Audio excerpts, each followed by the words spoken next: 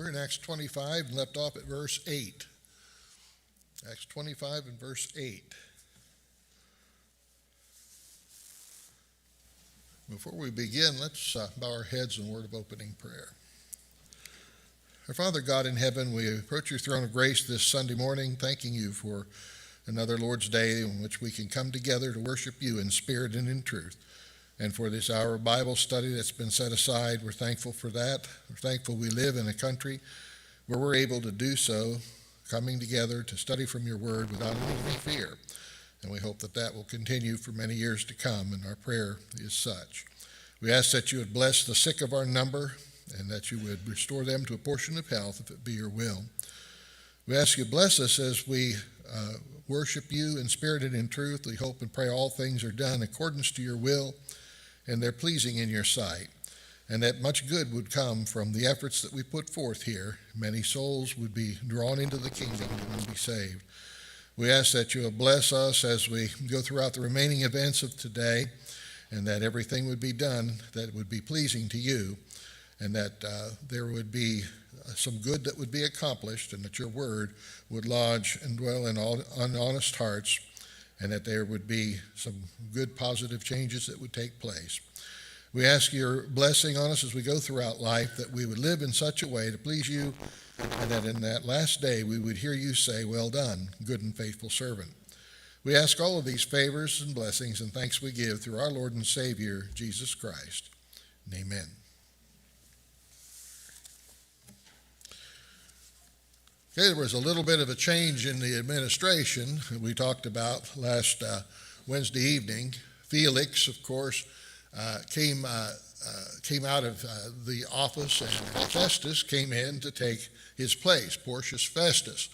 Now, we mentioned last week just briefly that Felix was called back to Rome because of complaints that were lodged against him, mostly by the Jews. And so probably that explains why in verse 27 that Felix was willing to show the Jews a pleasure and he left Paul bound. It's interesting to note that Felix knew Paul was innocent, but he didn't let him go. He left him bound.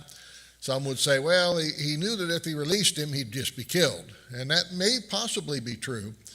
But the ulterior motive that Felix had was, I'm going to try to appease these Jews. How well does that work out, appeasing the Jews?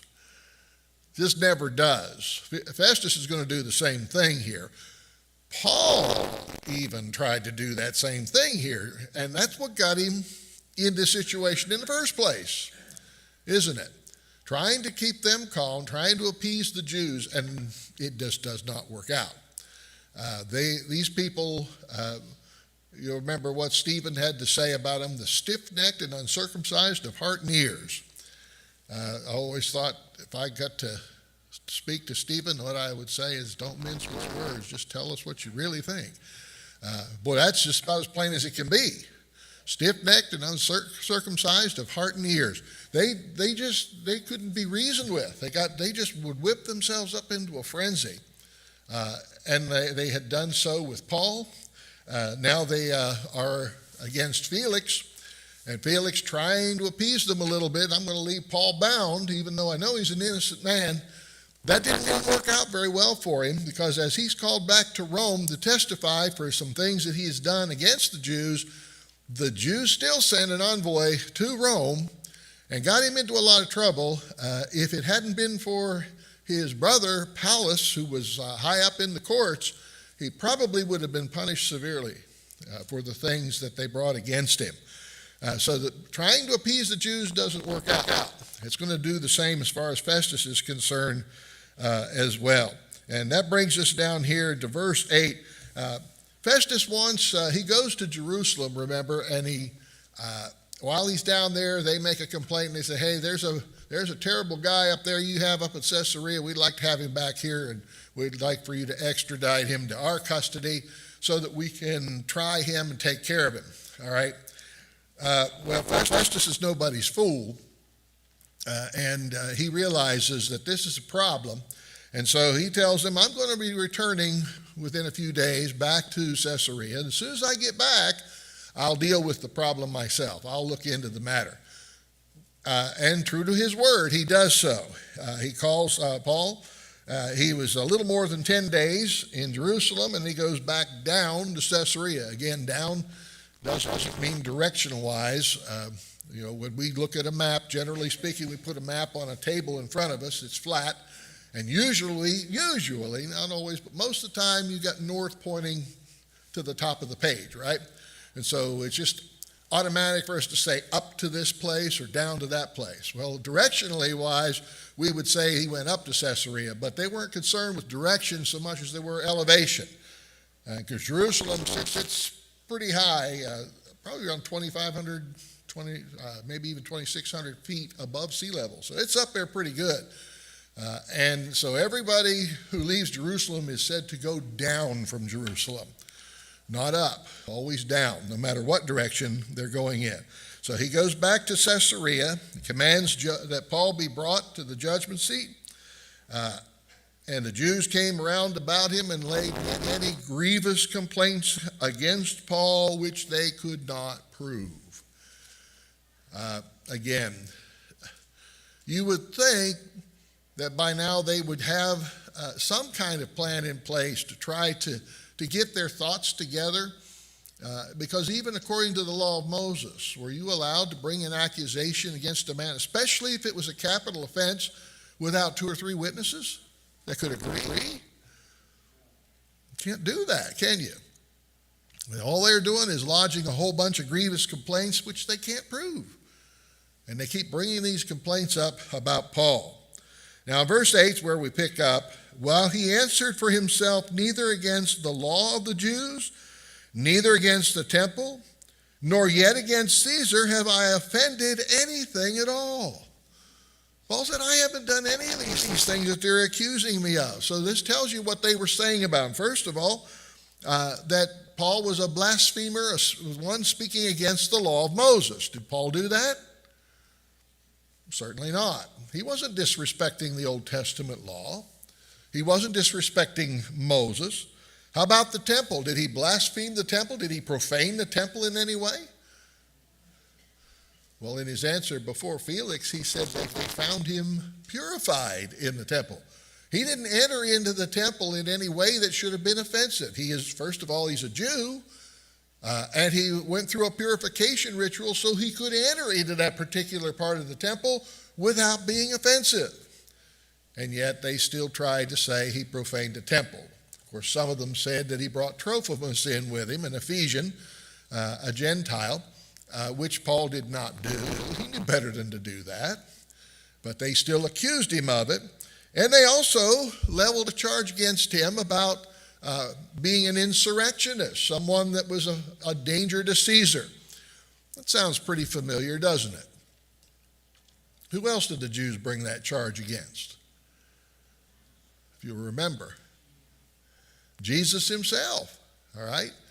We have no king but Caesar. And Pilate, if you release this man, you're not Caesar's friend, because this man has made himself a king. You've got to do something about this. He's an insurrectionist, and he needs to be dealt with swiftly, and he needs to be dealt with decisively. You need to put him to death on the cross. And so Pilate, of course, bows to their pressure.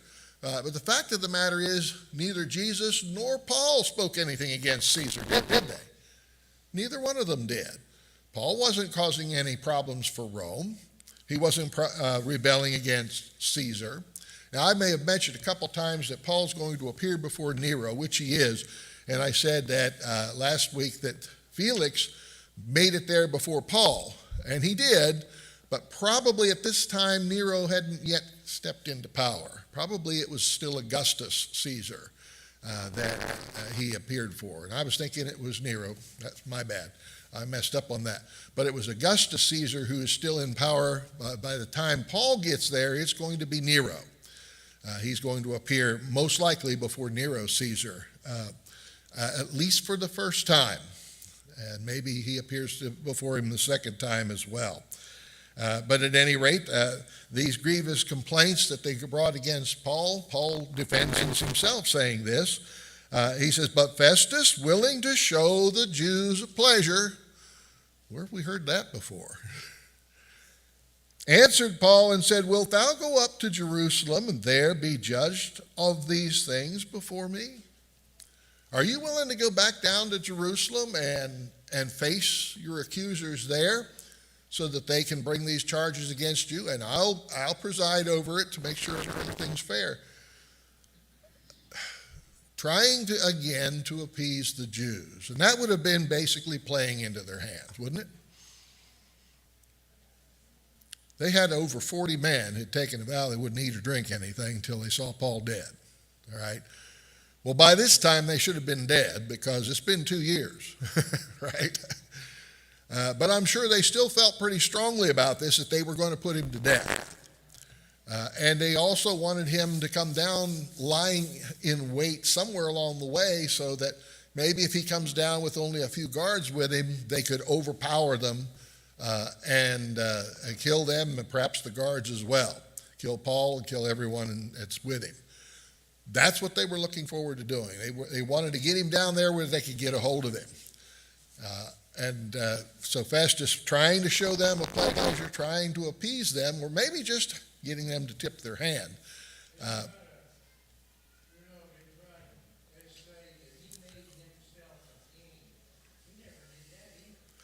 No. Jesus didn't make himself a king. He said, to this end I was born. I was actually born into it. But the fact is that my kingdom is not of this world. And Pilate understood it. Right. But you see, today people don't understand this. They say, well, the kingdom, we're looking for that kingdom to come, set up here on the earth. And Jesus comes back and sets it up here. That's the same mistake the Jews made. They couldn't seem to understand this. And then you've got an infidel, heathen, like Pilate, who didn't have any trouble at all grasping it. He knew exactly what it was. Are you a king then? Yes. To this end I was born, but my kingdom is not of this world. If it were, my servants would fight. And Pilate goes back and says, I don't find any fault in this man. He understood it. It's a spiritual kingdom. It's not a threat to Rome or to the Jews or anybody else. It's a spiritual kingdom that he's the head of. He's the king of. He didn't have any trouble with that. Why is it we do?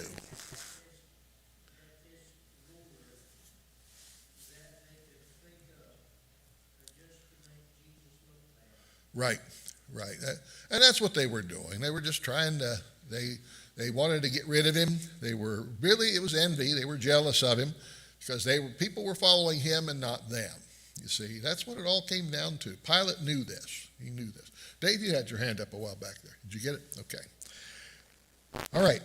So he's going to show this pleasure to the Jews, trying to show them some kind of, gesture of kindness toward them. So listen, okay, we'll go along with you. What if we bring him back down to Jerusalem to stand trial down there? Trying to show them a pleasure, which doesn't really work out. Never does, because they're already scheming about ways they can kill him. Then said Paul, I stand at Caesar's judgment seat where I ought to be judged. Why is he saying that? Why is Paul saying I ought to be judged? If this is a matter against me that I need to be judged, why is it that I ought to be judged at Caesar's seat? Dave? Back to the Jews, the Sanhedrin, they're going to kill him. Right. Okay. He has that right to. And he has the right to appeal to Caesar, doesn't he? Because he's a Roman citizen. All right. I'm being falsely accused here. If I go down there, there's no way. Paul's not going to get a fair trial in Jerusalem.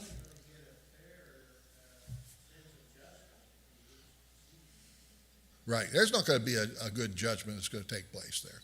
Dave, you had your hand up again. Okay, you got it again? All right. Probably what's hard to understand is with all the providences out there are Roman citizens in those providences, and they say that if they're unjustly condemned of something by those that are in charge down there, which aren't Roman, then they can appeal back to the Roman, which they are a Roman citizen. Right. A Roman citizen had rights above and beyond everybody else. And Paul was naturally born. You remember Claudius Lysias, the captain of the guard down in Jerusalem, said, I had to obtain mine my Roman citizenship was very costly, very pricey. Well, Paul said, yeah, but I was freeborn. I'm naturally born a citizen. So, I didn't have to pay anything for it. My father was a Roman citizen, and I was born right into it. It's kind of like if you're born in this country, you're automatically a U.S. citizen, whereas someone coming into the country legally has to obtain that. And it's going to take a lot of effort, isn't it, in order for someone to become a citizen? At least that's the law. That's the way it ought to be. Ron? At this point in time, probably Augustus still. But yeah, Augustus was a lot better than Nero. Although earlier in Nero's career, it wasn't quite so bad. As time went on, Nero got pretty crazy. But yeah, he that's the loony bin of history. Nero is certainly on the top of the heap there. But there were others as well. Nero was one of the first of the Roman emperors to demand and make it a capital offense for anyone not to worship him as a god. And that caused some problems, obviously, among Jews and among Christians. They could not do this. Well, Nero didn't last very long. Now, a little later on, another man, about 2 or 3 emperors down the line, named Domitian, comes into play, and he does the exact same thing that Nero does, demanding that people regard him as a god and that he is to be worshipped, and no other god is to be worshipped before him. He's number one. You can worship your other gods, but you worship me first. There is no god, no king but Caesar, and you've got to worship me. And that's probably what Revelation is talking about when it talks about a man who was the beast that was dead and rose up again from the dead, kind of like Satan trying to imitate Christ's death, burial, and resurrection. Does that in the person of Nero Caesar. That Nero died, but it seems like he came raised from the dead when Domitian came on the scene. I believe that's probably what this is referring to. Often referred to as the Nero redivivus theory, the idea that Nero rose from the dead in the form of Domitian. Now, obviously, he didn't literally rise from the dead, but Domitian revived all of Nero's old policies. Probably what Revelation is referring to there, that Christians got themselves into a lot of hot water because they couldn't bow, they couldn't bend the knee and say Domitian is the Lord God. They couldn't do that. Jews couldn't do that either, which is one of the reasons the Romans never differentiated between Christianity and Judaism. They never did. It's all the Jews. That's all they could see. And even the Gentiles who became Christians would have just simply been reviewed as people who naturalized to Judah or Judea at this time. So, yeah, it is a very, very touchy situation there that Nero, when he comes into power, first, when Paul goes there, he may not have been quite so bad, but he got worse as time went by. So he says, will you go to Jerusalem and ask and answer these charges? Paul said, I stand at Caesar's judgment seat where I ought to be judged. To the Jews I have done no wrong, as thou very well knowest. You know this. You know this. You've read the reports, I'm sure. Felix didn't find anything wrong. And he left me bound, not because I had done anything wrong, but because he wanted to show the Jews a pleasure. You're wanting to show the Jews a pleasure now too, and that's why I'm still in bonds here. He says, for if I be an offender or have committed anything worthy of death, I refuse not to die. I'm not going to argue the case. If I've done anything worthy of death, okay, bring it to my attention. Show me what I've done that's worthy of that. I'm not going to argue with you if I have. But if there be none of these things whereof they accuse me, no man can deliver me unto them. I'm not going back to Jerusalem to be rushed through some kangaroo court and put to death at their hands. And then he says, I appeal unto Caesar. All right, those words are what basically seals the deal. There's no going back from this. Ron?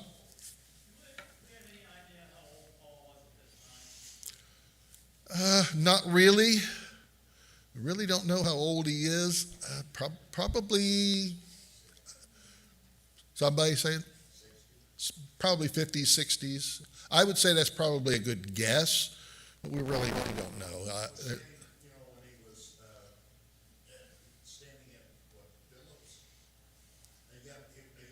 He was a young man there. This is what, 30, 34? Right. So as a young man, well, how young was he? Well, he could have been a teenager. He could have been in his 20s, or he could have been 30s or 40s. According to the Jews, that was still a young man. So we don't know exactly. I would say 50s to 60s would be a good guess, but we really don't know. Right. Not quite yet. So probably 50s, 60s, somewhere in that general area. But when he appeals to Caesar, that's a very legal phrase, that when he says, I appeal unto Caesar, that locks it. He's gone up over Festus's head even, because now he's appealing to the Roman emperor himself, which Roman citizens had a right to do. Those who were not Roman citizens did not have that right. They just had to be judged of their own people wherever they were. So Paul had not been a Roman citizen. He would most certainly have been handed over to the Jews and would have been put to death. But here he appeals to Caesar. Verse 12 says, Then Festus, when he had conferred with the council, answered, Hast thou appealed unto Caesar? Unto Caesar shalt thou go. In other words, I'm washing my hands of this thing. You're going to appeal to Caesar, you go to Caesar. Now again, at this time, probably Augustus, maybe Nero, but probably Augustus. And then by the time Paul's going to get there, of course, he's going to wind up appealing before Caesar, Nero Caesar. Now, verse 13 brings it up. This is why I've got the chart up behind me here.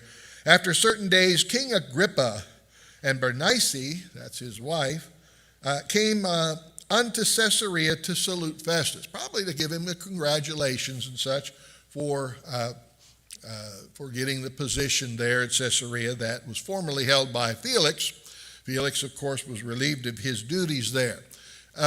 This King Agrippa was one of the descendants of Herod. There are other Agrippas, there are other Herods that we want to look at. In fact, there are about 5 Herods that are mentioned in the Bible. We don't know a lot about most of them, but of course the very first one is up here at the top, is Herod the Great. We remember him now. It says from 37 to 4 BC, which tells you something about the birth of Christ. Our calendars are based on the figures that were derived by Bishop Ussher in about, it was the 6th or 7th century. He went back and figured, all this time up and got the year of Christ's birth where we have it today. We are in the 2026th year of our Lord, A.D., Anno Domini. So according to Bishop Ussher's chronology, that would be the birth of Christ would be about 2026 years ago. However, he made a few miscalculations, and therefore we do know Herod the Great lived till about 4 BC. So Herod the Great is the one, of course, who slaughtered the innocents in Bethlehem because he was looking to kill Jesus. So what year was it that Jesus was born? Well, it wasn't 1 AD or 1 BC. By the way, there is no zero year. It's 1 AD or 1 BC. There's no zero in between. So probably from between, near as we can tell, 4 to 7 BC at some point there is when Jesus is born. All right? So that's the first Herod. Now you go along, you remember that Joseph was warned in a dream, and he took Jesus and Mary down to Egypt.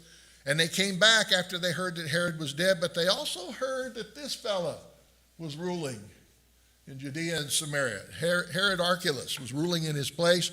They didn't trust him either, so instead of returning back to Bethlehem or close to Jerusalem, they went back to Nazareth. Good idea, because Nazareth is so out of the way and so backwoods that nobody's going to suspect anything there. Can any good thing come out of Nazareth? That was the saying.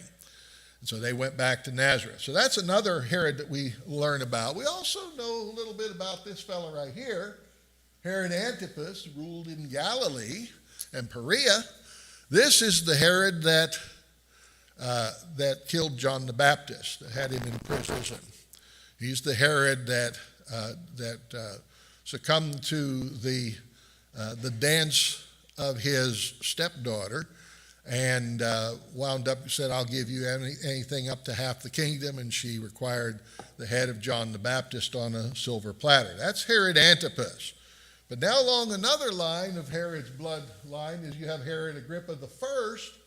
Now this is the fella who we read about in the book of Acts earlier, who killed James, the brother of John, with the sword.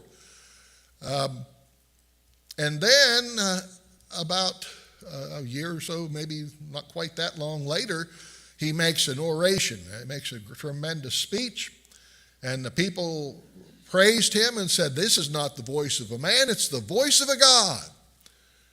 And Herod Agrippa the First just ate that up. He thought that was the greatest thing since sliced bread. They're making me a god. That one, yeah.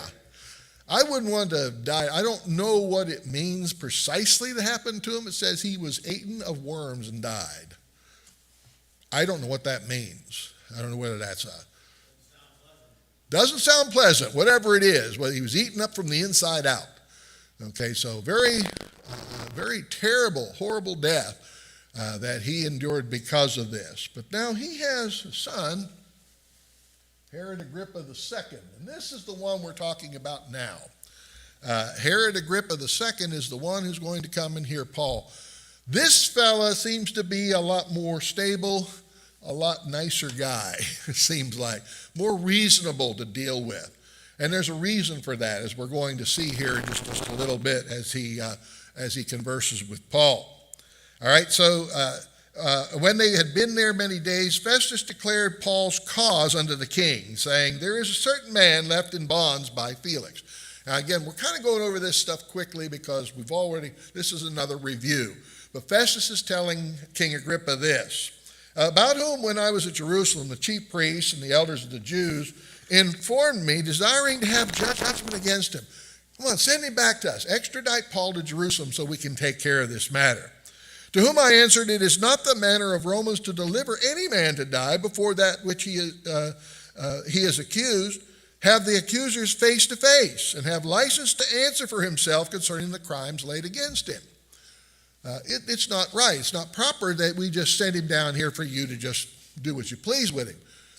This is a Roman citizen, and he has a right to face his accusers in a fair trial. Therefore, when they were come hither without delay, on the morrow I sat on the judgment seat and commanded the man to be brought forth. And that's true, without delay. As soon as he got back, the next day he had Paul appear before him and heard what he had to say. Ron? Mm-hmm.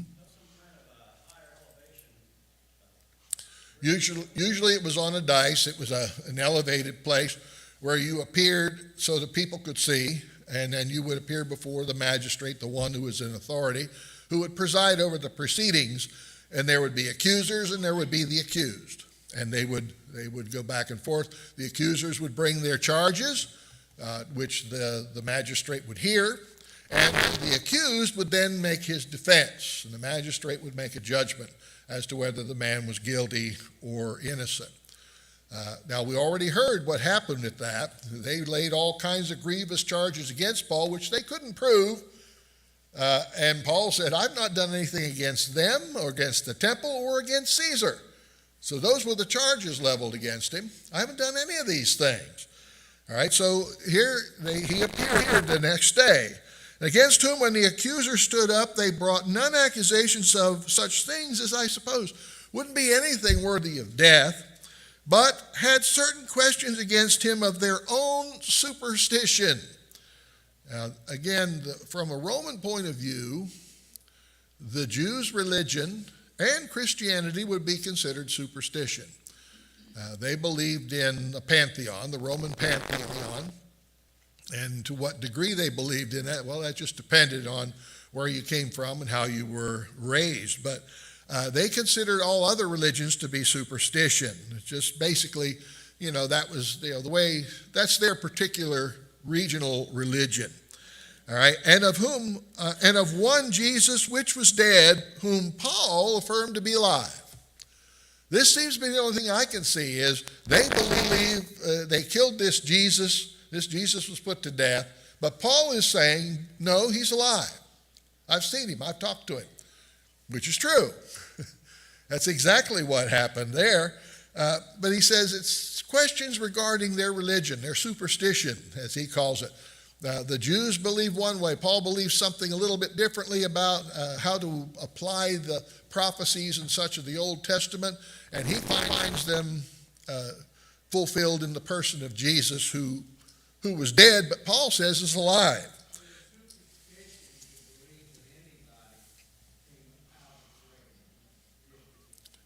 Yeah, and of course, today, if somebody said that so-and-so came up out of the grave, he was dead and they buried him, but he came up out of the grave, would you believe that? Just anybody? No, that doesn't happen today. It will happen one day, all right, when Jesus returns. But until then, when a person dies and they're buried, they stay in the ground, don't they? They stay buried. Whatever, death is kind of final when it comes to this world, isn't it? It's final, except for the resurrection day. That's going to happen when all are going to hear his voice and come forth. But as far as an everyday common occurrence, no. A person dies, they stay dead, you see. And he said, because I doubted of such manner of questions, I asked him whether he would go to Jerusalem and there be judged of these matters. But when Paul had appealed to be reserved unto the hearing of Augustus, again, this is the Caesar that's in power right now, I commanded him to be kept till I might send him to Caesar. Okay, so there's the story in a nutshell. Again, it's Augustus, not Nero yet, but by the time Paul gets there, it appears that it's going to be Nero that's going to be the one that's in charge, and Augustus no longer there. He's died.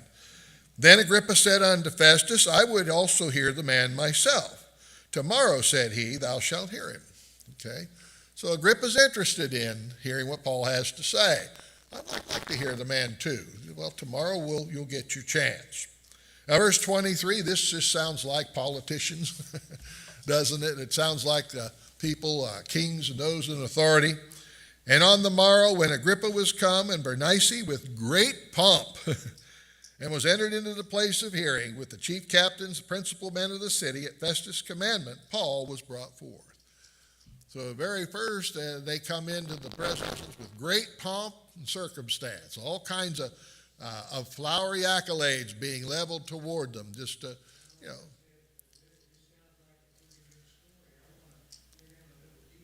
Yeah. Well, but they show up there and they get all these accolades, all this praise heaped on them, which is a stroke of the ego. And it just sounds like the kind of people we're dealing with here. You can just about imagine how it was, how flowery this ceremony was. Festus said, King Agrippa, and all men which are present with us, you see this man about whom the multitude of the Jews have dealt with me, both at Jerusalem and also here, crying that he ought not to live any longer. You see this man over here, these Jews that we've all heard about, they've come here and they've leveled accusations, say this man ought not to live any longer. They just said he is a waste of human flesh. Why is he even breathing any air? Wasting the air by breathing it. This man ought to be dead, okay? But when I found that he committed nothing worthy of death, and that he himself had appealed to Augustus, I have determined to send him. Now look at that statement very carefully. What has Festus just done?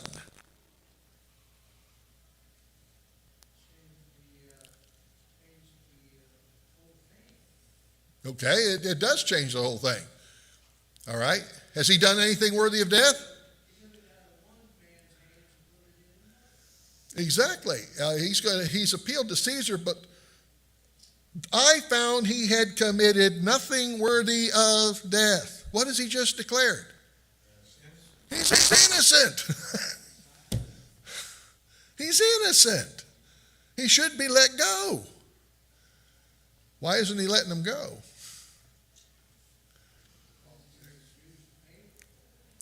There's only one thing that's holding him back from doing this. He appealed to Caesar. He appealed to Caesar. I gotta send him to Caesar. And these people are going to not let him get to Caesar if I let him go. Right. Paul kind of did an end run around him, didn't he? To use a football analogy there. What he did is instead of going to Festus's authority here, he went around him clear to Caesar. He appealed to Caesar. So that's going way over Festus's head, right? Way over Felix's head. It was straight over to the highest authority of the land. He said, but I have found he's done nothing. He's committed nothing worthy of death. He's just declared his innocence. You think that Paul was so smart that he made all these gigantic moves, or do you think God I don't think Paul's anybody's fool, but I do see the hand of God here too. Providentially, Paul is being given his trip to Rome free of charge.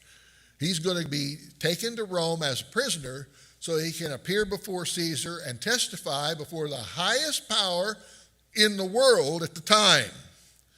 You know, that'd be going before the president or somebody as high in powerful to go and appeal to that person.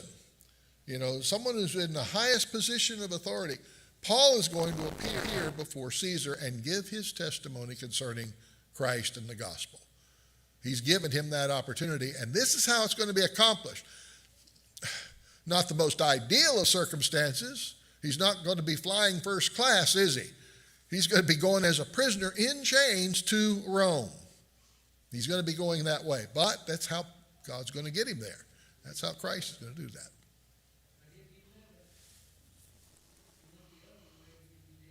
Right, he goes back to Jerusalem, he's dead. Is that what you wanted to say, Ron? Right, that's exactly why. And so this is God's hand that's in this, keeping Paul safe. Paul has to appear before Caesar. God wants him to do this. Christ wants him to do this. This is how it's going to be accomplished. He's going to use the power of Rome, which is not a godly power. They are not the people that God that approves of their way of worship or their way of life, and yet God's going to use them, like he did Babylon, like he did the Medes and the Persians, like he did the Greeks, and he's going to use the Romans again in this particular instance in order to preserve the life of the Apostle Paul. Okay, so of whom I have no certain thing to write unto my Lord. My Lord here would be a reference to Caesar. Wherefore I have brought him before you, and especially before thee, O King Agrippa, that after examination had, I might have someone to write. You see the conundrum here that Festus is facing. I got to send this man all the way to Rome to appeal unto Caesar, and I really don't know what to accuse him of, because I just declared he's innocent. This man's done nothing worthy of death. I've just declared his innocence in a public place with much pomp and circumstance before you, King Agrippa, before all the city magistrates, before all of the authority, the chief men of the city of Caesarea. I've just declared this man is innocent. Now I'm still sending him to Caesar. What am I going to write? I'm sending this man because he appealed to you, Caesar, to answer for his crimes, but his crimes are, I have no idea. I got to have something to write to him. I've got to say something. This just doesn't make sense. Why is he appealing to the highest authority in the land when there are no charges against him? That could get you into a lot of trouble, couldn't it? Festus sending a man who's appealed to Caesar when he has no charges against him. He's done nothing worthy of death. I found him to be innocent. So what am I going to write? For it seemeth to me unreasonable to send a prisoner and not withal to signify the crimes laid against him. Yeah, it is unreasonable to appeal to the highest authority and yet not have anything to write to say, these are the crimes laid against him. Really don't know what to say.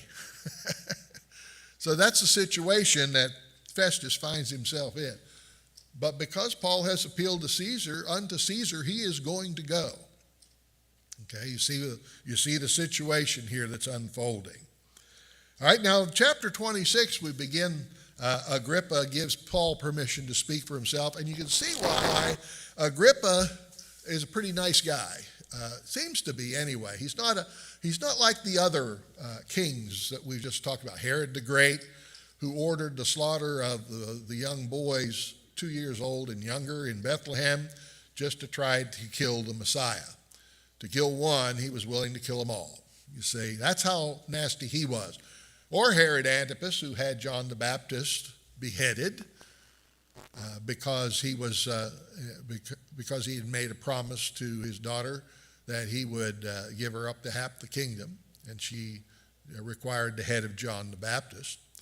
Nor is he like his father Agrippa I, who put John to death, or James, the brother of John, with the sword, and then later enjoyed the praises of the people, claiming he was a god, and then died a horrible death, being eaten of worms, whatever that means.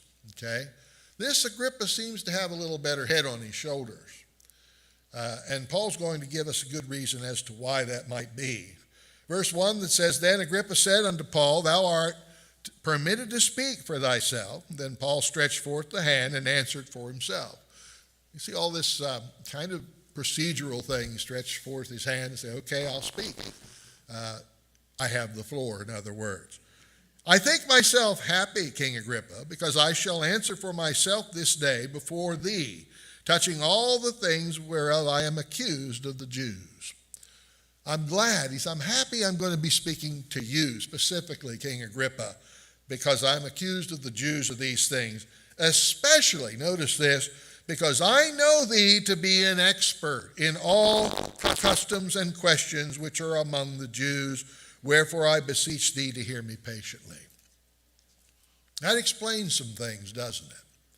Why is Agrippa a lot better person than his predecessors? He's an expert in the law. He's taken it upon himself to study the law, to understand what the law says, to understand the factions among the Jews and what they believe, the Pharisees, the Sadducees, the Essenes, the Zealots. He knows about these things. He knows the differences of why they fuss with each other. He's better informed about this. He's not someone that doesn't understand like Festus. He's a Roman citizen. He just views that as, well, that's Jewish superstition. Okay? But Agrippa knows a little better. Now, that doesn't say he's a very, very devout person, very religious person, but he has studied it. He's taken an interest in it, perhaps to understand the people over which he's ruling, to understand, how he can deal with them, to be able to deal with them. Dave? I have a couple questions concerning verse 3. Every time I've ever read it or heard it, when you think about Paul talking to Agrippa and addressing him, you're an expert in all the ways of the Jews. Because of the pomp and circumstance of the situation, I think of a royal throne. And, some gestures, but you have all the different components of that. And my thought was that possibly Paul was not just speaking the truth, but he's also basically puffing up Agrippa a little bit, possibly to help him with the release, help him with the message. I didn't always think it was just straight out, hey, I just know you to be the example or the expert. I thought it was because, hey, you're addressing a king. And when you do that, Right. I don't want to say you love it, you heap praise on it, just like we heap praise on our. Right. And I think that's also true. I believe Yeah, that's going to be effective with Agrippa. You know, offer praise to him and just really puff him up, because that's the kind of people that he is, and the kind of people he's dealing with right here. This great pomp and circumstance. They come in there and look at me, I'm important, and that's what Paul's doing. He's giving them that exactly, heaping the praise on them that they do crave, and you know that doesn't hurt. Try to butter him up a little bit, which is what Paul's doing. Just buttering him up some. Ron?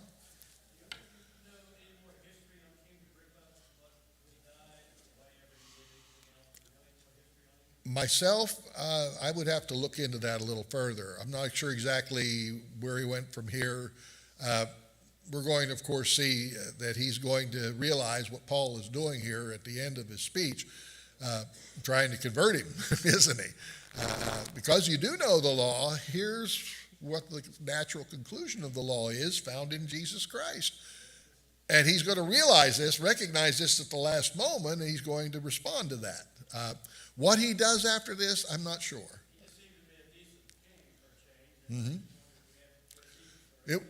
It would be good to study into that a little further and know a little bit more about that. Bob? Johnson said he was brought up a Jew, he professes to be a Jew, and that he was the legal guardian of the temple.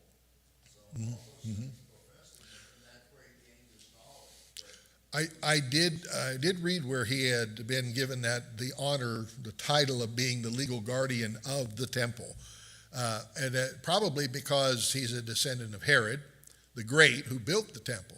You know, as bad as Herod the Great was, remember, go back to that guy right up here on the top, the one who slaughtered the 2-year-old baby boys in Bethlehem to get to Jesus. All right, and wicked as he was, he's also the man who built the temple. He's also the man who financed that and got that started. And if you look, even to this day, if you look at the western wall of the temple, you can see the line. You can see where they added to it, basically doubling the size of the courtyard of the temple. Herod did that because Herod didn't do anything halfway. I mean, it was always big and extravagant with Herod.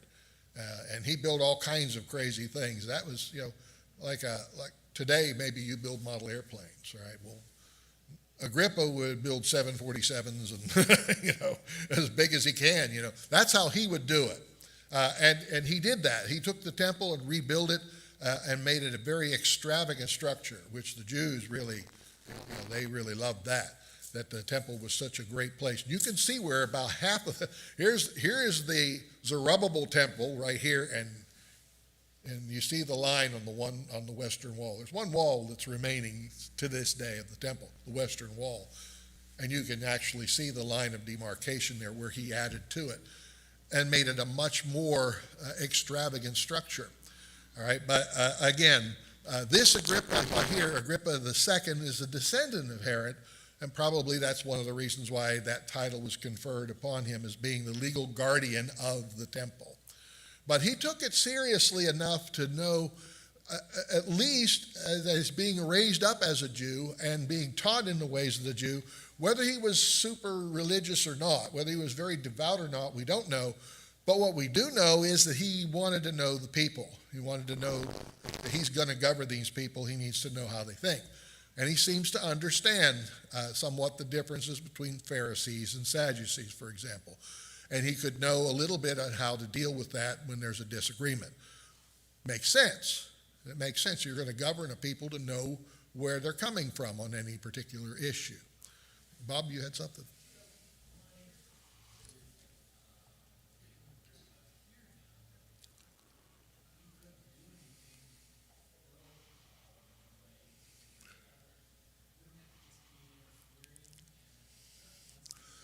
Well, it's at Festus's request. He wants to hear Agrippa wants to hear him, and Festus wants him to hear so that he knows what to write and his appeal to Rome. He's not going to let him go or anything here, but he wants to get some advice from him. Hey, I want to pick your brain here a little bit, Agrippa. What would you send to Caesar? What would you write? And so this is why this is being brought up. It's not that Agrippa is going to release him. It's just that he wants to know a little bit more about the matter. He's interested in it and wants to know a little bit more about what maybe he could write that's going to make sense they're going to be able to understand what the charges are that are leveled against him. Okay, we're out of time. Lord willing, we'll pick up there in our study on Wednesday evening.